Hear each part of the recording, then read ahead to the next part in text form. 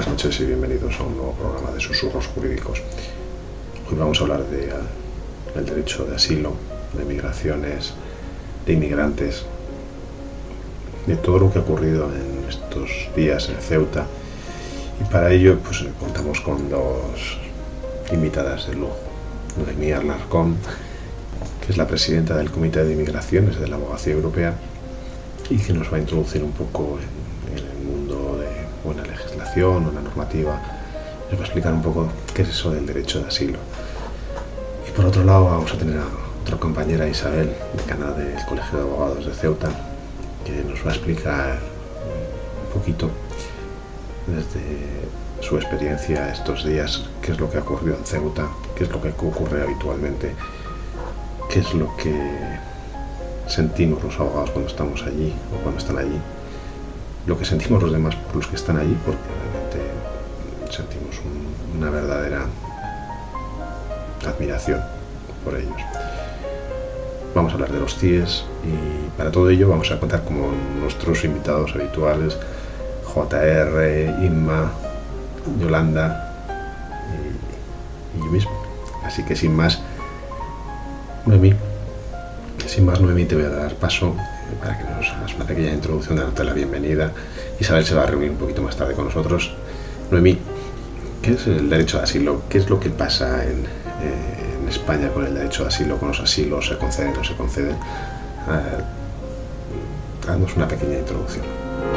A raíz de lo que ha ocurrido en Ceuta y Melilla, nos parecía interesante este tema, el de la inmigración en España y por cuáles son las causas, cuáles son las soluciones que está dando la justicia, cuáles son las soluciones que está dando el Estado, cómo está la situación de los CIES, cómo está la situación de los asilos cuando se solicitan, cómo se ha agilizado o no se ha agilizado a través de ese programa de gestión que nos dijeron que nos implantaban, que no me acuerdo del nombre, que no sé cómo se llama, ya me lo diréis.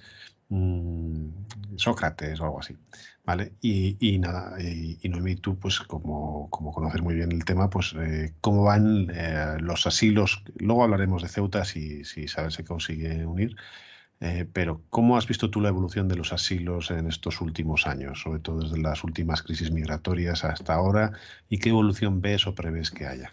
Bueno, pues desde el año 2015, en toda la Unión Europea, pero principalmente en España, hemos visto un incremento nunca visto anteriormente en lo que es las solicitudes de protección internacional.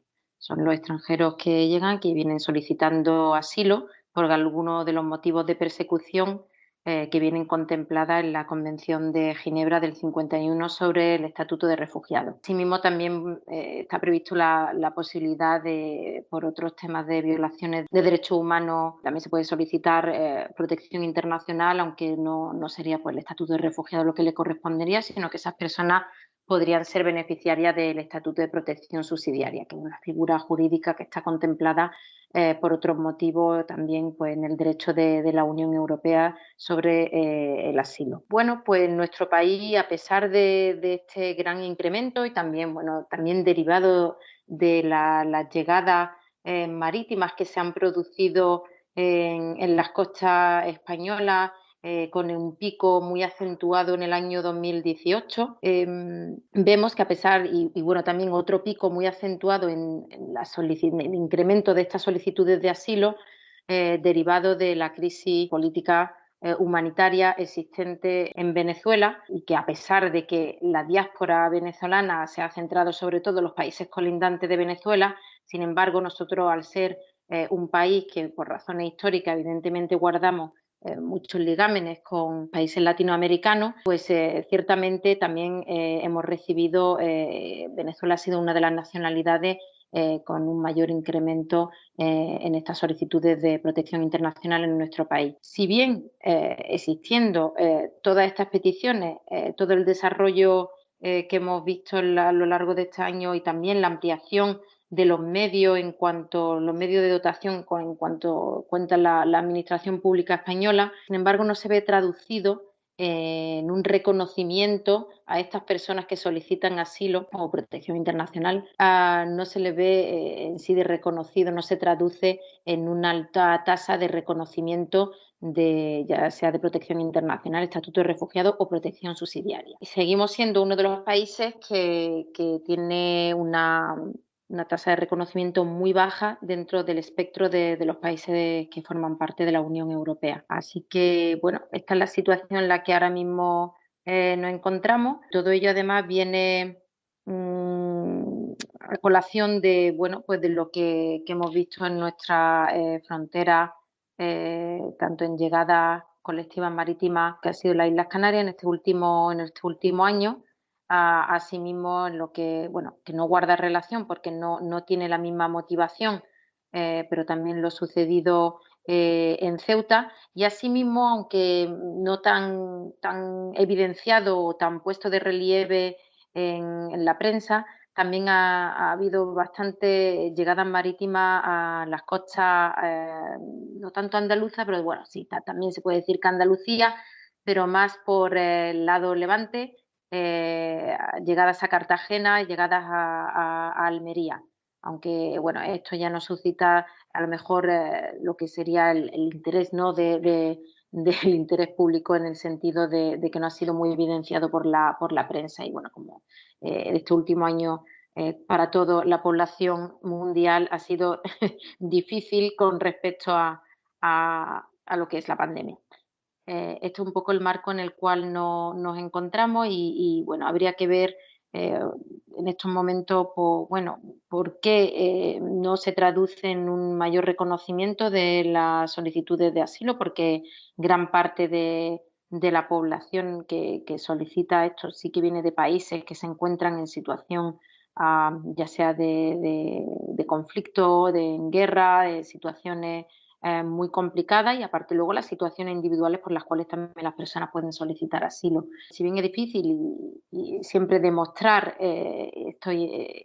la prueba indiciaria, ¿no?, el indicio al menos mínimo que lo tiene que demostrar el solicitante de asilo, si bien ya os digo, difícilmente en vía administrativa se traduce por un éxito en estos tipos de procedimientos administrativos, lo cual las personas pues se ven luego abocadas, una vez que termina su resolución administrativa, normalmente denegada, se ven abocadas a una situación de irregularidad. También decir que creo que desde el punto de vista del tema de Venezuela sí que fue resuelto por unas sentencias importantes en la Audiencia Nacional, donde se reconocía la tercera parte sería de la protección internacional a través de la protección humanitaria. Entonces, estas sentencias vinieron a decir que, bueno, que a pesar de que las personas per se individualmente no hayan sufrido una persecución, ya sea política o de otro tipo, si bien por la situación del país, en fin, de escasez tanto de los medios de los medios de vida, tanto escasez económica, escasez en subsistencia alimentaria, escasez en los temas médicos, que por estas razones se le podía otorgar a estas personas una protección humanitaria. Si bien esto cuando se le otorga tienen que pasar por la vía de asilo, no obstante, o sea, por el procedimiento, una protección, tienen que pedir la protección internacional, pero si bien termina con una concesión de una protección humanitaria que es por un año y luego renovable. Lo que sí es que, sin embargo, personas que sí han sido perseguidas políticamente en este país, vemos que por sistema tampoco entonces se está mirando con detenimiento estas solicitudes de asilo. Y personas que a lo mejor sí que han sido perseguidas políticamente, que pueden demostrarlo y demás, y que tenían que haber tenido como consecuencia de que se les reconociera el estatuto de refugiada, pues no ha sido así. Se le ha reconocido directamente la protección humanitaria, lo cual esto también plantea que deban ser, pienso, recurridas estas resoluciones ante la Audiencia Nacional y perseguir que sea reconocido el estatuto que les corresponde a estas personas si son realmente personas que han sido perseguidas políticamente por estar en contra del régimen. Bien, eso es lo que ahora mismo tenemos en cuanto a asilo, y luego muchísimas nacionalidades que se deniegan, como bien conocéis, el tema de los colombianos, donde se sufre una alta tasa de denegación, por no decir casi todas las solicitudes que se han realizado, cuando algunas personas sí que serían también merecedoras de ser reconocidas como refugiadas. Estamos viendo ahora mismo la situación de levantamiento que hay en el país y que merecería una atención particular a lo que está sucediendo para que estas personas que también solicitan protección por parte de nuestras autoridades también se le concediera. JR, habías pedido la palabra. Sí, bueno, bienvenida a Noemí, a Isabel. Y, bueno, decir que en efecto coincido con Noemí en todo lo que ha planteado. Yo creo, o al menos lo que he visto en cuanto al asilo, es que la mayoría de las veces que se deniega es generalmente por una falta de acreditación, por una falta de prueba.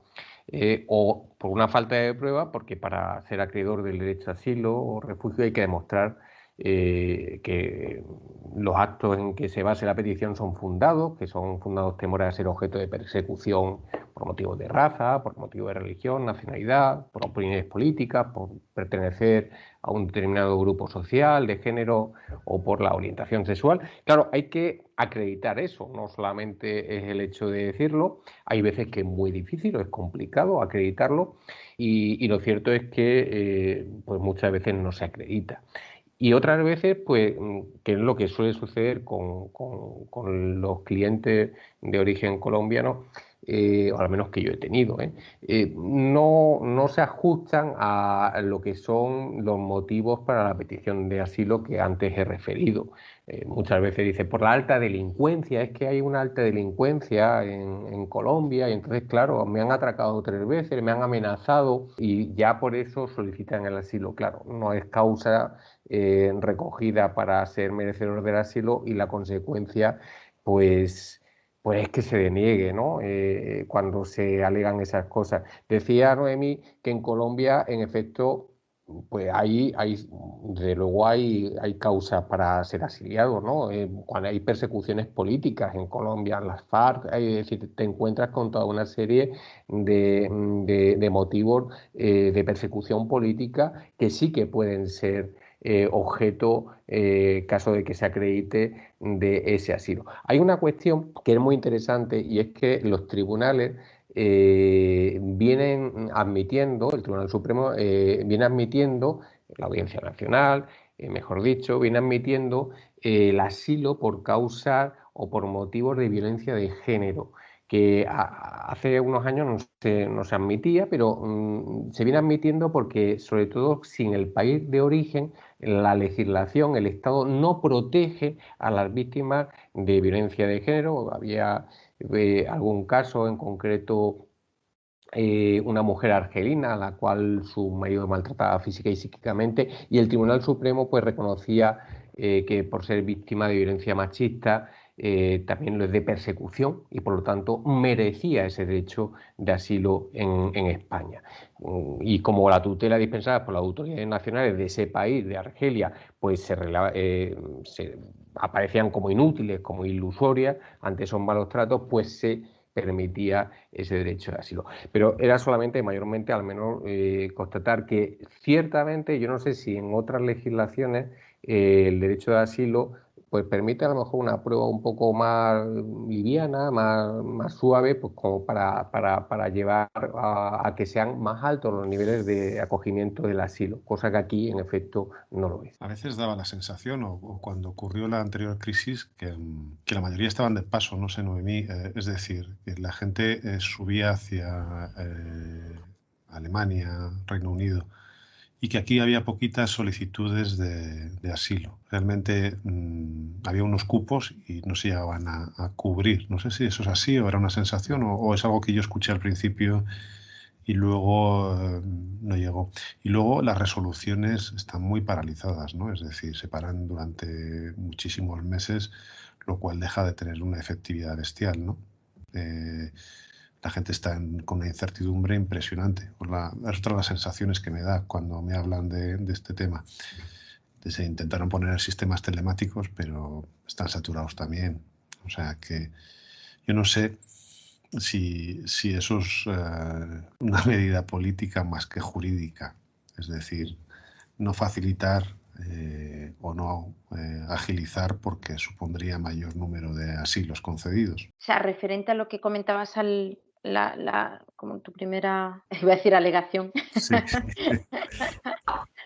a tu primera afirmación o pregunta, es más bien, a ver, las personas por determinados también lazos, ¿no? Que llegaban, digo de la llegada marítima, porque hay mucha gente que es que entra por frontera aeroportuaria, o sea, por el aeropuerto en Barajas, y que proceden de otros países en los cuales, pero los que eran de llegada marítima, es cierto que muchísimos de ellos lo que pretendían es, bueno, entrar a la Unión Europea, pero era reunirse por lazos familiares o por lazos sociales, irse a Francia, bueno, Alemania, Inglaterra, bueno, en fin, a otros países de la Unión Europea. Entonces, sí, es cierto. No, ahora bien, llegó la pandemia, llegó esta historia, entonces la gente, bueno, también en cierto modo se ha quedado, entre comillas, mucha gente se ha quedado también varada, ¿no? En algún lugar sin poder tampoco estar, fluidez en las fronteras, pues quizás no ha existido durante todo este tiempo. Entonces, esto también ha hecho que quizás estas personas se decidan finalmente pues quedarse aquí. Con independencia. Pero bueno, esto es simplemente no tengo datos estadísticos de esto. Es cierto que las personas se iban y de hecho muchos de ellos le han aplicado luego un procedimiento Dublín, que es que realmente sí debería de hacerse cargo de la solicitud de asilo el país por el cual se ha entrado a la Unión Europea. Con independencia luego de que hay cláusulas que se pueden aplicar o el tema de la reagrupación familiar, si existen otros familiares en otro país de la Unión Europea, si son menores, se aplica una salvaguardia, etcétera, etcétera. Entonces, ha habido muchos países que luego, cuando han ido a solicitar asilo, sí que lo han al menos intentado devolver a nuestro país, España.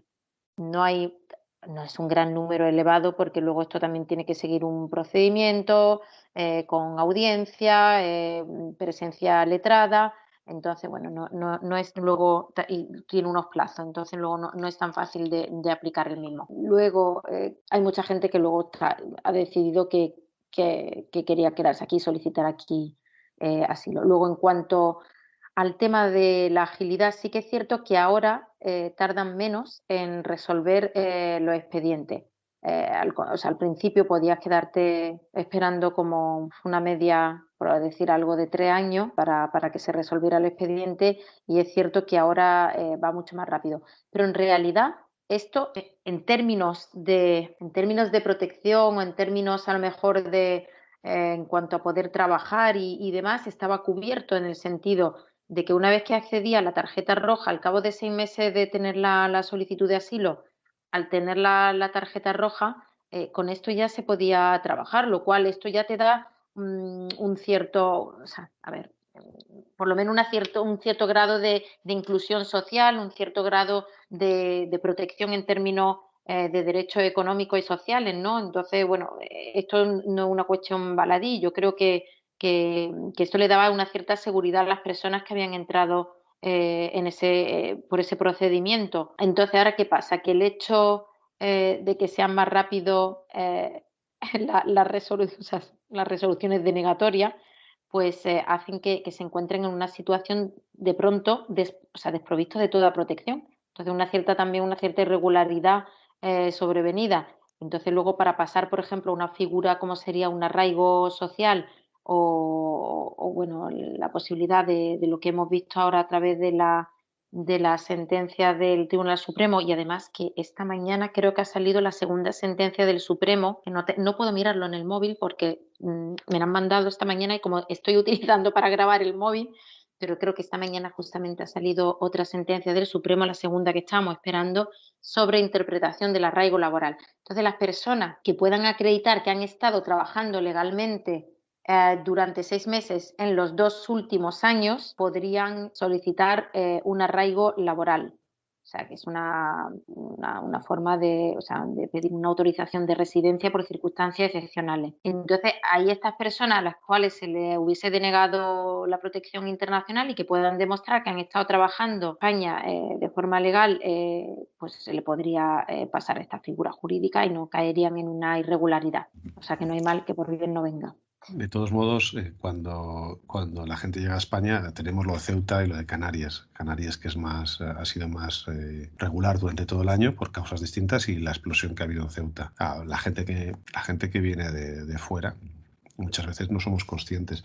Una de las reflexiones que hacíamos el otro día es: lo de Ceuta ha servido para pensar que hay 10.000 personas ahí en otro sitio que quieren entrar en España y que es muy fácil, ¿no? Cómo llegan hasta aquí, cómo lo pasan antes, es decir, los campos de refugiados que hay en las fronteras, Davos, ¿no? Y luego en el norte de Marruecos, cómo de repente, o cómo, en qué situaciones están en las fronteras o en los países que están cerca de Canarias, que les envían a través de mafias, ¿no? Todo el esfuerzo que hacen y cómo a través de lo que ha ocurrido en Ceuta se visibiliza, ¿no? Nosotros, todos los que estamos en el turno, vamos viendo historias. Yo creo que, Inma, tú tenías una por ahí muy interesante de cosas que vemos, de por qué llegan, y muchas veces cómo esa imagen castiga la imagen del sufrimiento de ellos. Es decir, nos convertimos en unas personas que vemos algo como un ataque, cuando realmente lo que es gente que está pasándolo muy mal, ¿no? Inma.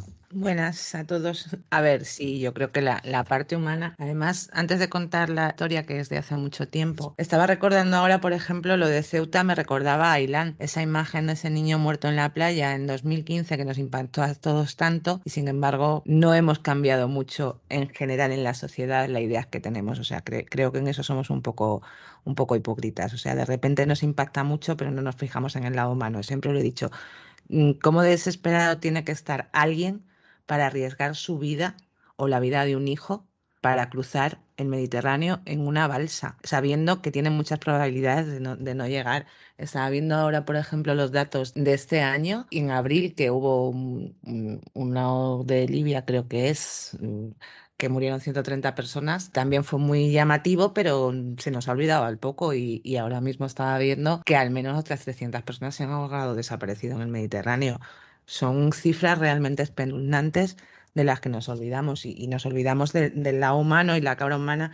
Leí esta semana también un post que había hecho nuestra amiga Susana Gisbert, en el que hablaba un poco también de esa hipocresía y del el de no ponerle cara ni a esas historias, o pensar o deshumanizar a quien viene. Decía Susana que cuando hablamos de menas los estamos deshumanizando, o sea, menores no acompañados, y nos estamos olvidando que estamos hablando de niños.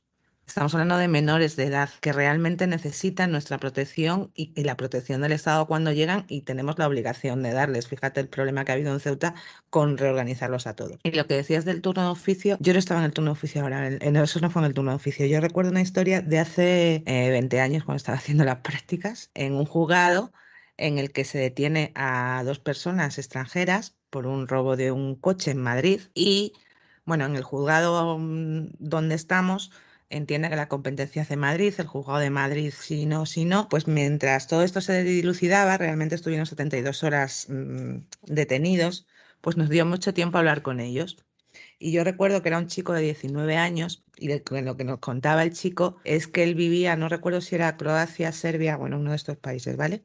No recuerdo exactamente el país, pero nos contaba que él era huérfano de padre, que su madre se había vuelto a casar, que su padrastro lo maltrataba y que además no quería que vivieran con él, que lo único que tenía que le había dejado su padre era una zona de tierra en una zona tan inhóspita que no se puede cultivar nada, no podía vivir de eso, con una simple chabola, y que había estado viviendo ahí como había podido desde los 15 años hasta los 19, que decide venir a España, arriesgándose pues a todo lo que pudiera pasarle, porque no podía vivir ni subsistir. O sea, y claro, decía, si me expulsan es que yo allí me voy a morir, yo voy a volver aunque me expulsen. Expulsarme, si yo voy a volver. Nos contaban también que era muy fácil entrar en España y que no venían a España. Yo recuerdo esos momentos además que nos decía eso el chico, nos decía, venimos a España pero no queremos quedarnos en España, queremos irnos a Alemania, que se trabaja mucho mejor y que es mucho más fácil, o a otros países, pero es que es más fácil entrar en España, entraban por Barcelona, nos contaba, y era muy fácil entrar pues por nuestras costas y demás. Pues era una de las muchas historias de vivir en un piso pater, además después de toda su historia que nos había contado allí, vivir en un piso patera en España, vivir trabajando 12 horas en la construcción con un sueldo bajísimo y casi, pues eso, superviviendo realmente, intentando encontrar un futuro mejor porque sabía que en su país se moría. A mí aquello me hizo ponerle una visión diferente a la migración en aquel momento y creo que eso es lo que estamos perdiendo ahora, los discursos de odio y el invisibilizar, como hemos dicho, como decía el artículo de Susana, las historias que hay detrás, o sea, Siria, países como ese, realmente hemos mirado de dónde vienen, de verdad pensamos que no son personas, es que no conseguimos ponerles esa cara, igual que los de Marruecos que están viniendo. Pues es que hay que ponerles cara y hay que poner humanidad y hay que ver esa parte de que alguien está sufriendo tanto y que no viene a un país para quitarnos el trabajo, para no sé qué, para el discurso de odio tiene que desaparecer y tenemos que empezar a ponerle caras y nombres a las historias, como se le puso a Ilan, o como se le puede poner a cualquier otra historia de las que seguramente son tan traumáticas o más que la que he contado yo ahora mismo, ¿no? El resumen de lo del juzgado era que el juez de Coria al final, que era un partido judicial pequeño de aquí, donde estaba, después de la historia de este chico, hizo todo lo posible para quedarse él con el tema, para darle el mejor tratamiento que pudiera para intentar solucionar incluso lo que estaba pasando, porque realmente oírlo era desgarrador. Absolutamente desgarrador, y aunque él tenía que aplicar la ley, pues estaba intentando la mejor forma de que eso se hiciera para que fuera lo menos penoso para él. Bueno, es que historias yo creo que todos tenemos mil y todas durísimas. Yo recuerdo uno, vamos, mantenía una relación con una chica española, ya tenía un hijo, y en el procedimiento yo justificaba, digo, vamos a ver, está pagando pensión de alimentos, ayuda a cuidar al niño y la orden de expulsión era para Marruecos. Y recuerdo que creo que fue la abogada del Estado, porque Fiscalía ahí no participaba, yo creo que la abogada del Estado, que dijo algo así como, bueno, pero si es que el régimen de visitas se puede cumplir perfectamente yendo y viniendo de Marruecos. Y yo, la verdad es que puse una cara, bueno, evidentemente lo ganamos, ¿no? Pero fue como una situación surrealista, es decir, hasta este punto hay que defender esto en un juzgado para explicar que un régimen de visitas, el niño tenía 2 años, ¿eh? De un marroquí con una pareja española no pueda tener la residencia de esa manera. Pero bueno, yo creo que eso, JR, hay 1000 casos, ¿no? Sí, es que hay muchos casos. Yo personalmente a mí me impactó mucho uno que he tenido hace dos años y algo, de una señora venezolana, una anciana venezolana. En Venezuela pues se está viendo una crisis, o se ha habido, ahora quizás están saliendo un poco, pero una crisis humanitaria enorme, de enorme calado económico. Y esa señora que estaba enferma del corazón, que era catedrática, y espero que siga siendo, ¿no? Que esté viva, catedrática de historia, estaba jubilada y la pensión no le daba para vivir. Una catedrática de historia que había estado trabajando toda su vida moría de hambre y se vino a España, que tenía una familiar entrando como turista y pidió asilo. Y pidió asilo por razones, pedimos asilo por razones humanitarias. Y fijaos, yo lo que quiero remarcar es lo que ya se ha dicho, y es que quien se va de su casa, quien se va, deja a su familia atrás, quien deja a sus amigos, a su país detrás, no lo hace por gusto, no lo hace porque quiera venir a incordiar, y generalmente no vienen a cometer delitos, sino vienen a buscar una mejor vida. Y yo luego, cuando siempre se tiene que respetar siempre a todas estas personas que han dejado su vida atrás para sobrevivir, la mayoría de las veces para sobrevivir. Y ya si entramos en cuestiones de asilo, que además pues ya veis, hay motivaciones muy, muy duras, ¿no? Persecuciones políticas, persecuciones por cuestiones de derechos fundamentales, por cuestiones de sexualidad, etcétera, pues ya eso tiene un plus, ¿no? Muy elevado y tenemos que pensar un poco, cuando tenemos enfrente a una persona extranjera, cuál ha sido su situación, porque nosotros además somos un país que somos un país de migrantes. Hay españoles en todos los lugares del mundo y cuando hemos salido de España hemos salido por necesidad, no como ahora que salimos por turismo, por necesidad para sobrevivir, ya sea en la época de la dictadura o ya sea por cuestión meramente económica, para sobrevivir y nos han acogido. Entonces debemos valorar y poner en valor pues todas esas situaciones para afrontar a esos extranjeros que llegan aquí y no ser tan ligeros a veces que somos en los juicios que hacemos frente a ellos. Yo no sé, hoy estaba viendo un vídeo que hablaba de que el que pierde su memoria tiene la posibilidad de volver a caer en los mismos errores que cometió. Y yo creo que hay veces que se nos olvidan muchísimas cosas que que han sufrido nuestros mayores y que nos puede provocar a nosotros caer en esos errores. Tenemos por aquí a Isabel también, que ha estado conectándose y desconectándose, está sin imagen, pero sé que me está escuchando. Isabel, ahí estás. Ahora, sé que lo habéis pasado muy mal en Ceuta, vamos, muy mal, habéis tenido un problema muy gordo en Ceuta.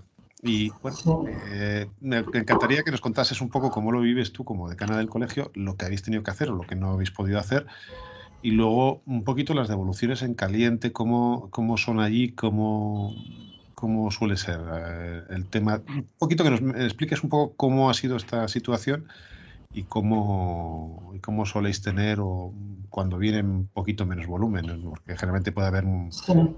¿Vale? Vale. Bueno, ante todo, buenas tardes. Lo siento haberme incorporado tan tarde, pero estoy en el despacho y he tenido una tarde un poco movida que no he podido arreglar. Bueno, pues ¿cómo lo estamos viviendo? Bueno, haré un poco de resumen de cómo vivimos en una frontera, porque pensad que nosotros vivimos en una frontera permanentemente. Es decir, Ceuta es la primera frontera de España y por ende de la Unión Europea en África, igual que Melilla, las dos únicas fronteras terrestres que hay en África. Y lógicamente pues somos el primer paso de la mayoría de las personas que quieren emigrar a Europa, que no entran por mar, evidentemente, que entran por tierra, ¿no? Habitualmente, bueno, pues tenemos muy diferentes tipos de entradas en Ceuta. Ahí están las entradas clandestinas, las entradas por mar, entradas en interior de vehículos, bien sea en habitáculos ya preparados para el paso de personas. Es decir, que la forma de entrar en Ceuta de un migrante puede ser muy variada. Y el tipo de migrante que viene normalmente suele ser africano. Puede ser marroquí, argelino, tunecino, pero sobre todo también mucho de África subsahariana, muchísimo. Con lo cual hay una gran variedad de tipos de migración. La mayoritaria fundamentalmente es migración económica. Migración económica porque África, en la mayor parte de los países africanos existe una escasez de trabajo inmensa, hay muchísima pobreza, muchísima hambre y la gente joven lo que quiere es migrar. España, pero Europa en general para ellos es la panacea. O sea, ellos piensan que viniendo aquí, bueno, pues lógicamente encontrarán una vida mejor y ese es el mayor grueso de migración. Pero bueno, también tenemos de muchos países africanos en conflicto, pues migrantes que son solicitantes de protección internacional y migrantes que son solicitantes de asilo. Porque realmente hay países en conflicto, hay gente que viene huyendo de conflicto, gente que ha sido perseguida. Y tenemos también tipos de migrantes de persecución por motivos de orientación sexual o por motivos religiosos. Por ejemplo, países que son muy musulmanes que se persiguen a los cristianos o viceversa. Y por motivos de orientación sexual tenemos muchos migrantes trans y homosexuales porque en la mayor parte de los países de África suele estar penado, suele ser delito este tipo de conducta, ¿no? Normalmente, pues, ¿cómo se hace la tramitación? Bueno, pues la tramitación, una vez que a una persona entra en Ceuta, bien porque haya hecho un salto de valla, cada día menos frecuentes, pero también los hay, porque pueden ser masivos o pueden ser individuales, pues normalmente una vez que se le detecta por parte de la policía, suele tener distintos tratamientos. Si son marroquíes, normalmente se les hace un procedimiento de devolución rápido, porque normalmente el procedimiento de devolución, que no lleva aparejada ninguna sanción de prohibición de entrada en territorio español, diariamente en Ceuta se hacen procedimientos de devolución de marroquíes porque, lógicamente, entran muchísimo a lo largo del día. Estamos hablando de situación no COVID ni de fronteras cerradas. Si queréis, ahora os cuento un poco cómo ha sido la situación a raíz del cierre de la frontera, que es otra problemática distinta. Una vez que se le detecta en la ciudad ese marroquí que ha entrado ilegalmente, bien sea porque ha entrado por el mar, porque ha dado un salto en frontera, porque ha entrado con una documentación falsa, pues por miles de motivos, normalmente se le inicia un expediente de devolución sumario que no lleva aparejado ninguna sanción de prohibición de entrada, y porque además el marroquí sabe que al día siguiente o a los 2 días va a volver a entrar. O sea, eso es un flujo constante de personas. ¿Por qué entran? Pues porque la mayoría quieren dar el salto a la península, cruzar el estrecho de algún modo, bien introduciéndose en un camión, bien colándose en el barco, o bien intentando buscar alguna embarcación en la que pueda meterse para cruzar el estrecho. Eso suele ser normalmente el migrante económico. El marroquí que sale de Marruecos fundamentalmente por problemas de persecución por orientación sexual, a ese normalmente, una vez que se le detecta, y se le detectan también por parte de ACNUR o por parte de CEAR o por el abogado que le asiste en el expediente de devolución, normalmente rápidamente le hacemos la solicitud o la petición de protección internacional o asilo. Diferentes son los subsaharianos, porque los subsaharianos normalmente Marruecos no los acoge de nuevo, es decir, el convenio de devolución que hay de España y Marruecos normalmente no quiere los subsaharianos, siempre niegan que hayan entrado por territorio marroquí, y normalmente no suelen acoger, o sea, no se suele, aunque se les inicie el expediente de devolución, no suelen admitirlos en Marruecos. Y normalmente se quedan en Ceuta, en el Centro de Estancia Temporal de Inmigrantes, durante bastante tiempo. Los que se les inicia el expediente de asilo, si consiguen la admisión a trámite de asilo, normalmente se les da lo que le llaman el pasaporte rojo, que es el que les facilita el tránsito hacia la península, y normalmente, cuando llevan cierto tiempo aquí, ya se les permite el pase a la península, y ya a partir de ahí continúan ya la tramitación del expediente de asilo ya en península. A los que no se les admite a trámite el asilo o se les deniega luego el asilo, pues lógicamente se les inicia o un expediente de devolución o un expediente de expulsión. Depende de épocas. Ha habido épocas que algunos países se han admitido la recepción de sus nacionales una vez ya tramitado el expediente de expulsión o devolución, pero la mayoría de los países no saben y no contestan, con lo cual cuando llevan ya mucho tiempo en Ceuta suelen salir con destino a la península y ya se ubican o en la península o en cualquier otro país de Europa. Eso estoy hablando de situaciones normales, ¿no? Lo habitual es que cada día haya muchos expedientes de devolución de marroquíes y algún que otro expediente de devolución o de expulsión de algún otro africano subsahariano. La situación, de todas formas, ha cambiado mucho desde que ya a la valla se le pusieron las nuevas, se le quitaron las concertinas. Pues sabéis que ha habido muchas entradas masivas con muchísimos problemas, sobre todo de muchas lesiones para todos aquellos que han intentado saltar. Y en el Colegio de Abogados tenemos un turno normal, ordinario, de 2 letrados complementados con otros 4 para los trámites diarios, pero cuando hay una entrada masiva o un salto masivo, o por ejemplo una entrada masiva por agua que hubo a final de abril de 150 marroquíes, entonces ya hacemos un turno especial extraordinario que en atención al número de expedientes que se tramiten al día, si vamos escribiendo letrados. O sea, que pueden estar un día 15, 20 o 30 abogados tramitando con policía. Depende del número de policías también que tramiten, ¿no? Es decir, tenemos que hacer un esfuerzo, sobre todo en esos momentos. Cuando la entrada masiva es de subsaharianos es más complejo, porque normalmente hay muchos peticionarios de asilo, y entonces las entrevistas y las solicitudes tienen que ser mucho más tranquilas. También tenemos mucho problema con los intérpretes, porque lógicamente hay algunos que no hablan francés o no hablan inglés y hablan las lenguas africanas, y muchas veces hemos tenido que utilizar intérpretes incluso por contrato por teléfono, ¿no? Porque es dificilísimo encontrar intérpretes en Ceuta de todas las lenguas africanas que pasan por aquí. Eso es nuestro trabajo habitual, pero sí es verdad que desde que se cerró la frontera en el mes de marzo con motivo del COVID, la presión migratoria que hay en la frontera de Ceuta, o sea, de Marruecos con Ceuta es altísima, sobre todo por la gran crisis económica que hay en Marruecos. Es decir, el COVID ha privado a la zona norte de Marruecos del primer sustento que tenía, que era pues todos los trabajadores que venían a Ceuta diariamente, más todos los que venían a Ceuta a comprar para luego revender en Marruecos o a transportar mercancía para llevar en Marruecos. Eso ha dado lugar a una crisis económica fortísima que ha empobrecido sobre todo la zona norte de Marruecos. Marruecos está muy mal, económicamente muy mal.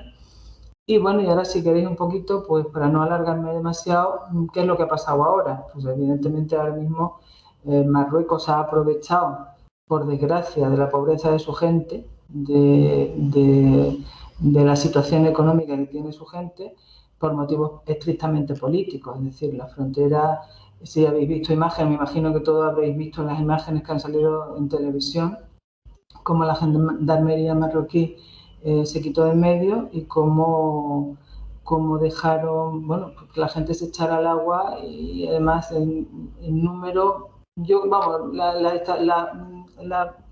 los números que cifra tanto la delegación de gobierno como la ciudad pueden estar entre 8.000 y 10.000 personas, las que han entrado solamente 48 horas. Es decir, así os podéis imaginar en la cantidad de personas que han podido pasar.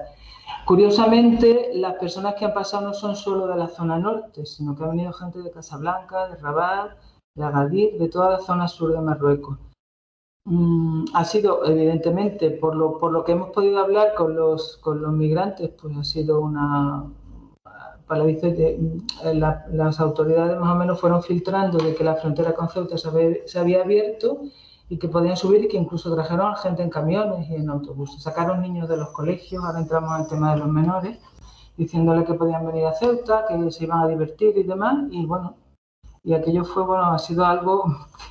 Vamos, yo soy de Ceuta y he vivido toda mi vida aquí, no he visto esto jamás en la vida, ¿no? Ha sido algo impresionante. Sobre todo lo que más ha dolido aquí es que por motivos políticos hayan utilizado a tal cantidad de gente, sobre todo a niños. Calculamos que ahora mismo hay unos 1.000 menores en Ceuta no acompañados. Hay unos 800 o cosas así que están siendo identificados, pero que se calcula que hay otros que se escaparon, que pueden estar viviendo por el monte o por las calles sin que la policía los esté detectando. Y bueno, la problemática es compleja. Respecto de qué ha hecho el Colegio de Abogados, bueno, pues en cuanto empezaron las primeras entradas, nos pusimos a disposición de la policía, hablamos con el jefe de la UDEF, de la unidad que lleva el tema de fronteras, pusimos un servicio extraordinario y se empezaron a hacer las expedientes de devolución. Pero llegado a determinado momento dijeron que tenían que paralizar los expedientes de devolución de mayores de edad porque su mayor prioridad era filiar a todos los menores que habían entrado. Los menores requerían especial protección y hasta que no estuvieran filiados para poder luego hacerles la prueba de determinación de edad no había suficientes policías para hacer los expedientes de devolución. Y bueno, como estáis viendo y oyendo en la televisión, están haciendo devoluciones en caliente, es decir, están cogiendo a la gente de la calle.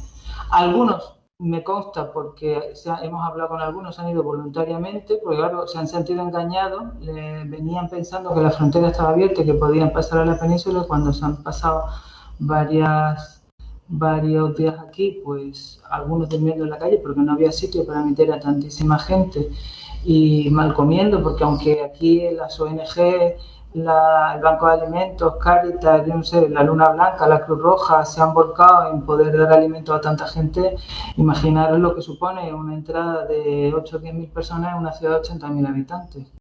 Pues ha sido una locura. Muchos años, sí, dime. Sí, no, eso es lo que quería dimensionar, es que Ceuta tiene 84.000 habitantes, es decir, más de un 15% casi de aumento de población en un día. De hecho, el primer día era tal avalancha que había por las calles que muchos comercios cerraron, ¿eh? O sea, ha habido durante 2 días, lunes y martes, algunos empezaron a abrir el miércoles, comercios, cerrados totalmente, porque bueno, claro, el primero, el desconcierto de la ciudadanía es que no se sabía a qué venía tanta gente. Ha sido duro y complicado, la verdad. Pero bueno. Pues Muy buena explicación, Isabel, la verdad que muchas gracias. Sí que es una angustia, yo creo que todo eso. JR, yo creo que tú querías hacer algún matiz o apuntar algo. Sí, bueno, lo Eh, que quería... Sí, a José Ramón, ¿no? Sí. Sí, Sí, sí. Hola, Isabel. Sí, Hola, ¿qué ¿qué tal? tal?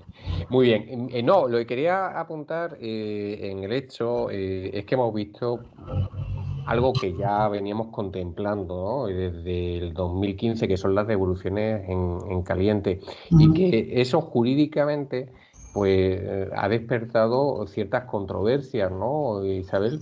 Sí, hombre, evidentemente yo entiendo, vamos a ver, las últimas, vamos a ver, las últimas entradas que podemos decir masivas de 150, 200 personas que las ha habido, ya te digo, a final de abril hubo una, no se hicieron las devoluciones en caliente, es decir, o sea, se nos avisa, se monta el servicio, se detiene, lo retienen a todos, nada más entrar, se les va haciendo la afiliación e iniciándose los expedientes de devolución.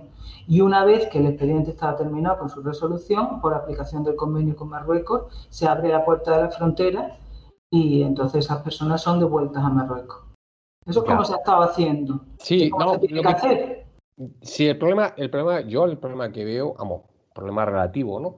Es el hecho en sí en las devoluciones en caliente. Las devoluciones en caliente que se instauran en España con la ley Mordaza, la llamada Sí. ley Mordaza en el 2015, que en su disposición, en una disposición final, no recuerdo cuál, determinan que los extranjeros que eran del Estado de la línea fronteriza, y especificaba de Ceuta y Melilla, lógicamente, porque el acceso por tierra, ¿no?, que tienen a la Unión Europea, a España, vamos, pues podían ser rechazados con el fin de impedir su entrada ilegal en España, ¿verdad?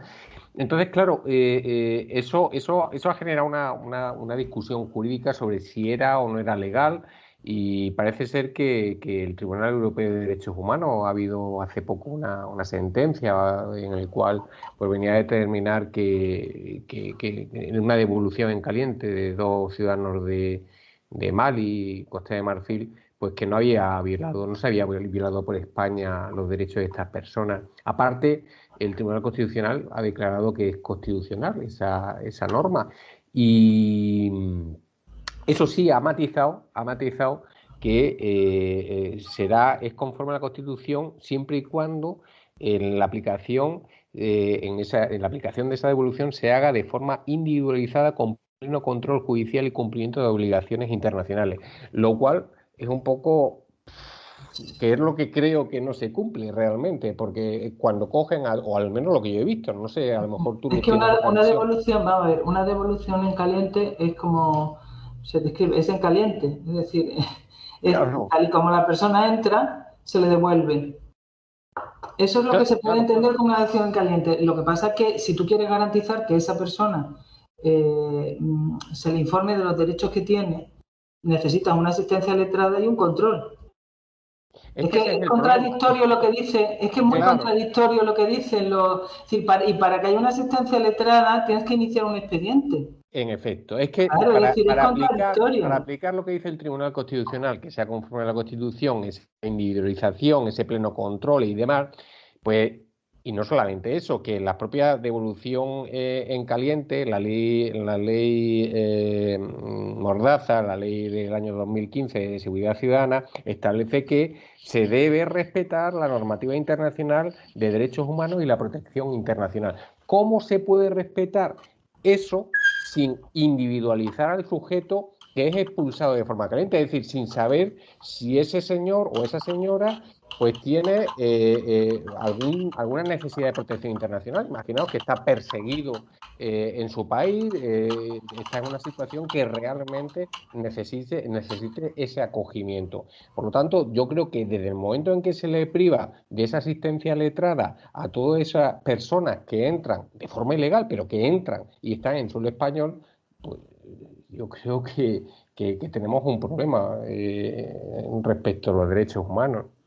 Sí, no, yo estoy contigo. Es decir, si una persona ya ha entrado y hay que devolverla, hay que aplicar la ley de extranjería, hay que iniciar un expediente y hay que informarle de los derechos, hacerle una pequeña entrevista, hacerle una afiliación y entonces luego Vamos, si después el gobierno quiere ejecutar la resolución de devolución, lo puede hacer perfectamente. Exacto. Ahora se le tiene que dar opción a esa persona a manifestar si puede ser solicitante de protección internacional, si quiere solicitar asilo, decir, bueno, se le tiene que dar esa opción. Y lógicamente con la devolución caliente no se le da.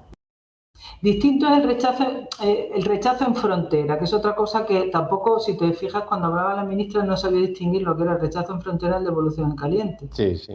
El rechazo en frontera es que esa persona todavía no ha llegado a entrar o que está en mitad de la valla y no se le permite entrar.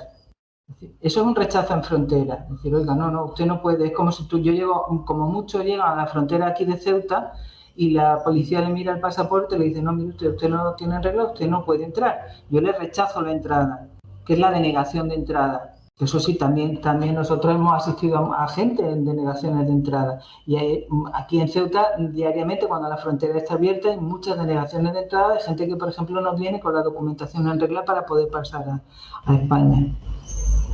Eso es una cuestión. Y otra cosa es la devolución. Y yo entiendo que la devolución tiene que llevar aparejada un expediente donde a esa persona, que el expediente de devolución se puede hacer un expediente bastante sumario, pero por lo menos con la garantía de que esa persona pueda manifestar o no cuál es el motivo de haber venido y si verdaderamente tiene algún motivo para pedir la protección internacional.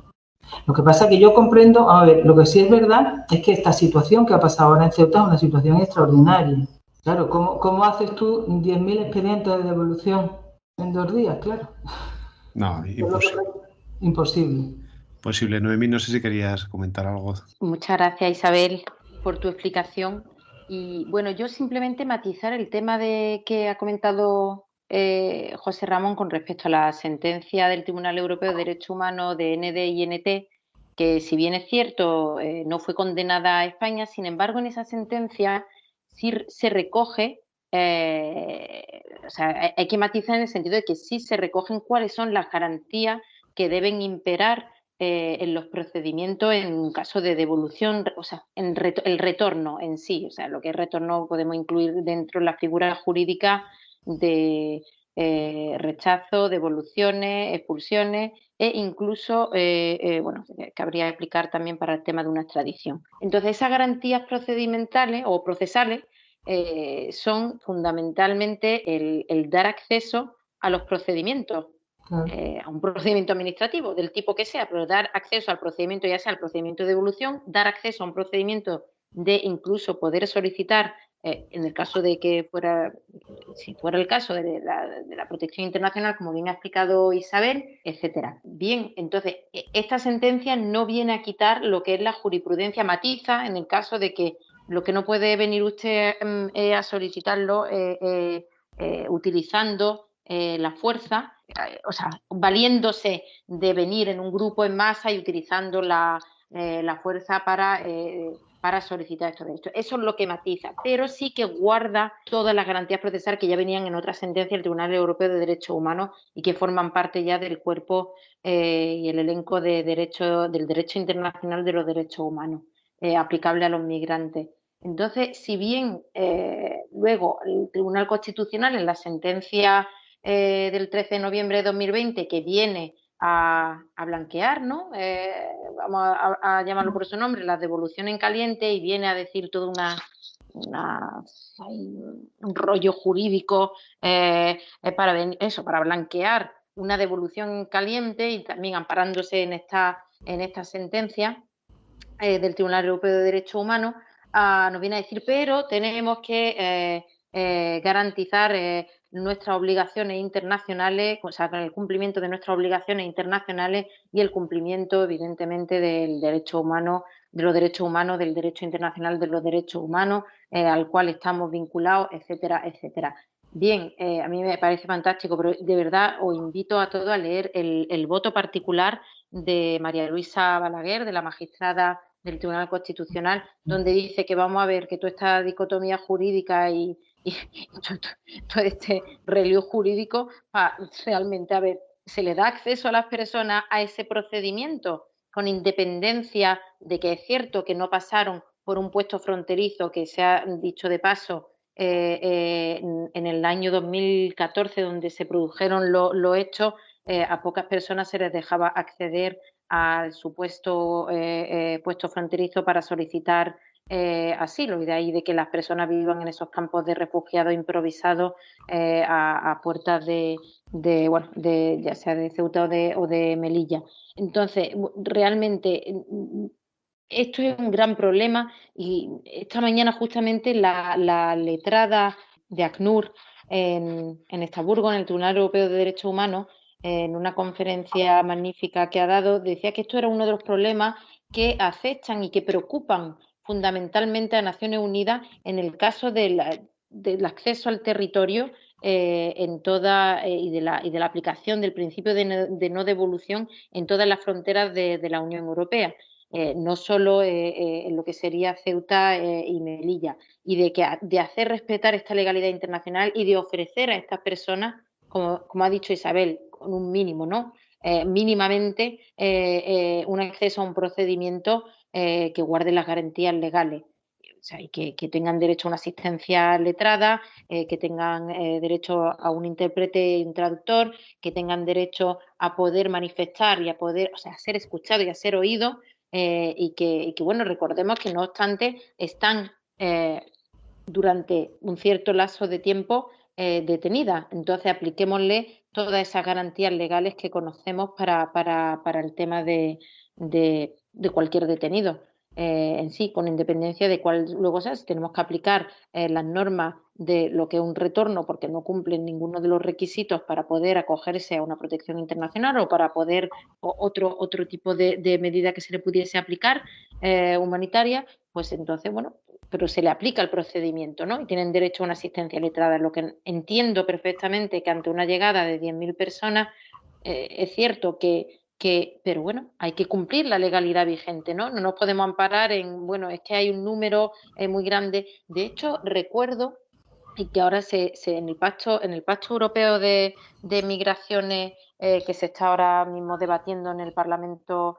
Europeo, con todas las normas que van a desarrollarse a raíz de la adopción del pacto, de que se ha previsto la eliminación de la directiva, la primera directiva que fue dictada en términos de protección internacional en la Unión Europea, la directiva del año 2001 sobre, no recuerdo bien el nombre, pero bueno, era llegada, en caso de llegadas masivas de personas solicitantes de asilo, que bueno, que nunca ha sido aplicada esa directiva, porque justamente el Estado tiene que pedir el auxilio a la Comisión Europea, creo que era así el mecanismo, entonces no era de aplicación directa por los Estados el mecanismo. Pues quizás es que se debería pensar de que, además esto es lo que ocurrió en el año 2015 o en el año finales de 2014-2015 en las fronteras o sea, todas las llegadas que se produjeron en Grecia, en Italia. Recordemos, entonces, donde llegaban personas, yo siempre ponía esto como imagen, donde llegaban en una sola noche, todos los días, 1.000, 2.000 personas entrando y encima en isla, porque recordemos que las islas estaban pegando, o sea, estaban a un salto de Turquía. Entonces, y ahora en los Balcanes también, ¿no? Todas estas personas que entran andando a través de, bueno, pues de estos países, a través de las fronteras de estos países. Bien, entonces la legalidad vigente existe. Entonces, cumplamos los procedimientos, exijamos a las autoridades que cumplan los procedimientos que para eso están. Y bueno, pensemos entonces en que en un caso, bueno, desde luego, desgraciadamente utilizado políticamente como arma política y arrojadiza por parte de un Estado vecino, pero pensemos justamente entonces en tener algún mecanismo previsto para estos casos, pero desde luego no podemos evadir lo que está en negro sobre blanco y la normativa existente. Eso es simplemente en fin, simplemente un pensamiento, ¿no? de que pienso que debe aplicarse la legalidad. No podemos eludir y coger y abrir la puerta, decir por la puerta por la que habéis venido, por la puerta en la misma os vayáis, que además las imágenes que hemos visto estos días por desgracia, en televisión en Ceuta. Es muy complicado, ¿no? Y yo creo que, ya para terminar, simplemente hacer una reflexión sobre, si os parece, bueno, en las devoluciones en caliente en estas situaciones, que es un caso tan excepcional que es muy complicado, pero una pequeña reflexión sobre los espacios en los que van, ¿no? Los CIES famosos. Esos sitios centros de internamiento que no tienen una regulación muy clara, pero que al final son como pequeñas cárceles de personas, ¿no? Entonces, yo no sé, Inma o Isabel o Noemí, yo la verdad es que cuando les envían allí, y creo que antes el límite estaba en 30 días, ¿no? 30 días, pero que se podía... No, exactamente no lo conozco bien, ¿eh? En Ceuta no tenemos CIE, Guillermo. 60 En días. Ceuta no tenéis CIE, No, en Ceuta no tenemos CIE. Nosotros tenemos un centro de estancia temporal de inmigrante que no es un recinto, o sea, es un centro abierto. Es decir, los migrantes lo utilizan para comer, para dormir, o sea, como si fuera, es una especie de albergue, hombre, con sus normas, pero es un centro abierto, no tenemos CIE. No, me refería más a los que hay, por ejemplo, en En la Madrid. península, sí, bueno, Sí, sí. en casi toda España, en Algeciras Claro. hay otros, sí. Que al final son cárceles, es decir, Sí. les detienen, yo recuerdo siempre, les detenían aquí en Burgos y les mandaban al CIE de Madrid y no tenían ni conexión a teléfono. Era gente que durante X días, meses, no sabíamos nada de ellos, era muy difícil saber y realmente no había una regulación expresa, era como un purgatorio, un sitio donde nadie sabe por qué están allí ni qué se puede hacer y había que esperar esos 60 días, creo que me ha dicho Inma, para poder sacarles si no les habían mandado a su país, ¿no? No sé si lo habéis conocido o no, pero vamos a ver, es otra solución que se tomó por parte del Estado, pero que rozaba un poco la ilegalidad, ¿no? Bueno, y sobre todo el trato que se les daba, ¿no? Que es lo que han venido denunciando todo el tiempo las ONGs y la gente que se dedica a extranjería. El trato que se le daba en esos centros no eran conforme a derechos humanos y por eso las protestas contra los CIES. Todos nos alegramos mucho en la pandemia. Yo creo que es la única cosa que nos hemos podido alegrar en la pandemia de que los CIES quedaran vacíos por fin en España, porque en una situación de pandemia fue necesario, por razones humanitarias evidentemente y de salud pública, vaciar los CIES. O sea, ¿en qué condiciones vivían para que no pudieran estar ahí en una pandemia? Pues esto ya nos indica algo, ¿no? Realmente era una circunstancia muy preocupante que yo espero que no se repita, pero tengo mis dudas. Pues yo, a expensas de que os quede algo por decir, gracias a Noemí por estar aquí, a Isabel por haberse conectado, ya sé que es unos días muy complicados, a Yolanda, a Inma y a JR, y nada, agradeceros un día más que estéis con todos nosotros. ¿Vale? Buenas noches. Y con eso ya me he despedido. Vale, bueno, aunque ya se ha despedido Guillermo, hoy tras el programa ha surgido un poco más de la charla. Nos parecía muy importante, aunque ya nos había contado Isabel cómo se vive en Ceuta, pero a veces la relajación de una charla entre compañeros pues surge algún tema más y nos parecía importante que también lo oyerais, porque creemos que lo más importante de esto es la parte humana.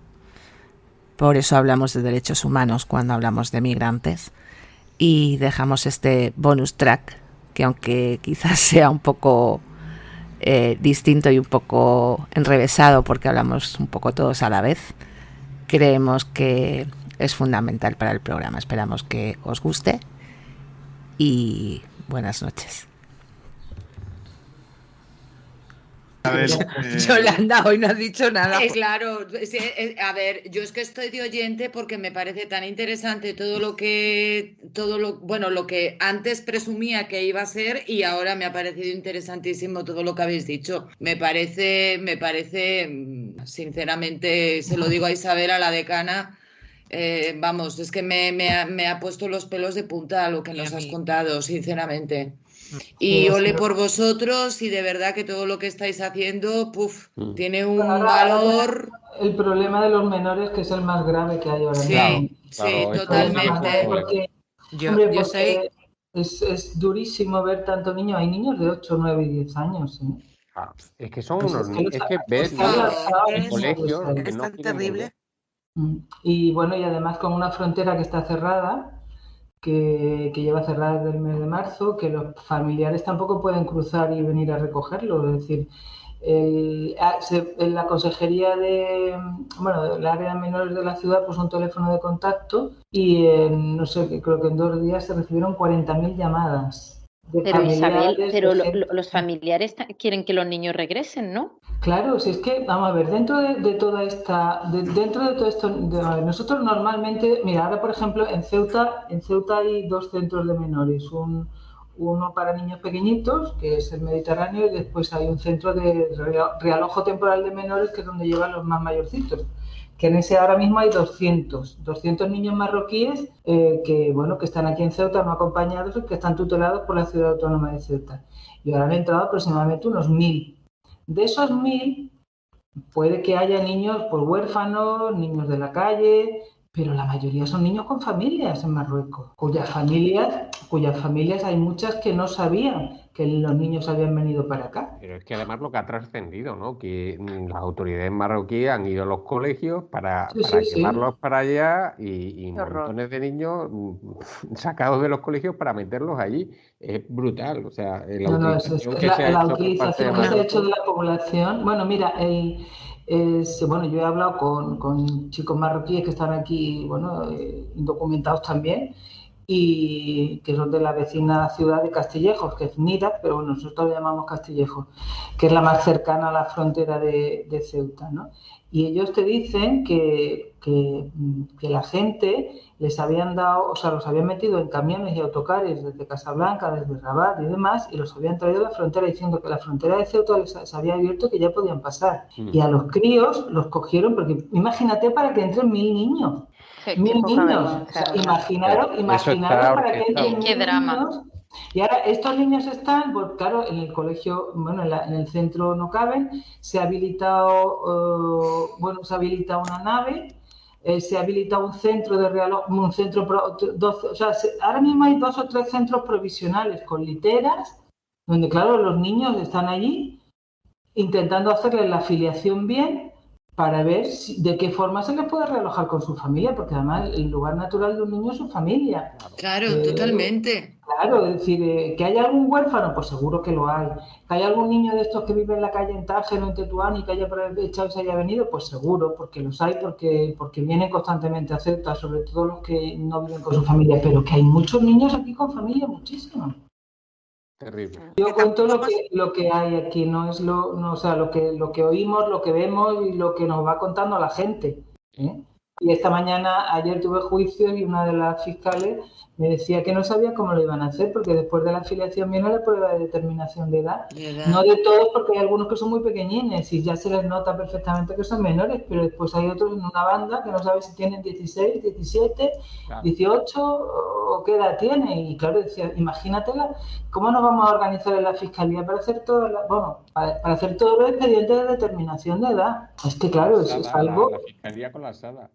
¿Qué? Colapsada. Claro. Eso me hablaba una de las fiscales, decía, es que no sé cómo lo vamos a... Una vez que esté en la afiliación, pero lo más importante es filiarlos, determinar, nombres, que estén bien, porque además la diferencia también con los apellidos no es fácil, porque ellos tienen un solo apellido, que es el apelativo familiar, tienen que determinar el nombre de padre, madre, las fechas de nacimiento, vienen todos indocumentados, no traen ni una documentación. O sea que bueno. Sí. Bueno, meditamos si emitamos esta última parte, lo vemos cuando editemos, pero si tú nos das permiso lo vemos como queda, porque creo que es la parte también humana de este drama, ¿no? Lo que estamos diciendo como decía Noemí, es un drama. Es un drama que haya tantos niños ahora mismo desarraigados de su familia, de su país, que algunos a lo mejor no tienen familia o son huérfanos o verdaderamente están pasando, o sea, vienen aquí porque están desesperados, ¿no? Pero que hay muchos otros que tienen sus familias y sus padres allí en Marruecos y bueno, no sé, me parece muy duro para un niño tan pequeño ese desarraigo tan brusco, ¿no? Y tan sin sentido. Es una situación súper traumática, ¿no? O sea, para niños tan pequeños, 8 o 9 años, de pronto te encuentras ahí en mitad de la nada. En mitad de la nada, y ahora metido en un centro. Bueno, habilitaron... Y la desolación de esas madres y de esos padres que no saben nada de sus hijos. Es que tiene que ser... Puf. Sí, no, te digo, el teléfono yo se lo he facilitado a gente, a marroquíes que están aquí, porque su familia les decían cómo los puedo localizar, y bueno, el teléfono se ha difundido por toda Ceuta para que los familiares de Marruecos pudieran llamar a ver si podían identificar a los menores aquí. En fin.